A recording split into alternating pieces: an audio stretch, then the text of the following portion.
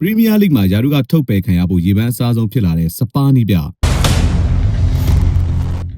စပါးနီးပြအီဂေါ်တူတော်ဟာပရီးမီးယားလိဂ်မှာယာရုကထုတ်ပယ်ခံရခြင်းအမြင့်ဆုံးနီးပြအဖြစ်ကိုရောက်ရှိလာခဲ့ပါတယ်။အီဂေါ်တူတော်ဟာ Nottingham Forest ကိုအိမ်ကွင်းမှာ3 ဂိုးပြတ်ရှုံးနေပြီးမှယာရုကထုတ်ပယ်ခံရနိုင်ခြင်းအမြင့်ဆုံးပရီးမီးယားလိဂ်နီးပြအဖြစ်ကိုရောက်ရှိလာခဲ့တာပါ။အီဂေါ်တူတော်လက်ထက်မှာစပါးဟာနိုင်ပွဲတစ်ပွဲပဲရရှိထားသလိုတန်းစင်းစုံတွေကဝက်ဆန်အသင်းနဲ့ရမှတ်တူတဲ့အနေအထားအထိရောက်ရှိလာခဲ့တာပါ။စပါးဟာလက်ရှိချိန်မှာရမှတ်30ပဲရထားတာကြောင့်နှစ်ပေါင်း132နှစ်အတွင်းမှာရမှတ်အနည်းဆုံးရတဲ့အနေအထားနဲ့ပါရင်ဆိုင်နေရတာပါ။အီဂေါ်တူတော်လက်ထဲမှာစပါးရဲ့အနေအထားကဆက်ပြီးတိုးတက်နိုင်ခြေနဲ့မနည်းဆိုတာကိုစပါးတာဝန်ရှိသူတွေကဆွေးနွေးသွားမှာဖြစ်ပြီးအခြေအနေမဟန်နိုင်ဘူးလို့သုံးသပ်မယ်ဆိုရင်နိုင်ငံတကာပွဲစဉ်တွေရှိနေတဲ့လာမယ့်သတင်းပတ်တွေအတွင်းမှာအီဂေါ်တူတော်ကိုယာရုကထုတ်ပယ်သွားဖွယ်ရှိနေတာပါ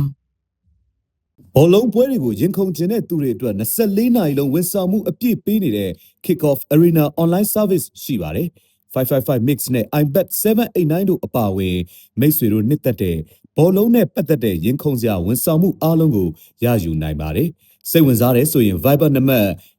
886 536 536ကိုဆက်သွယ်နိုင်ပါတယ်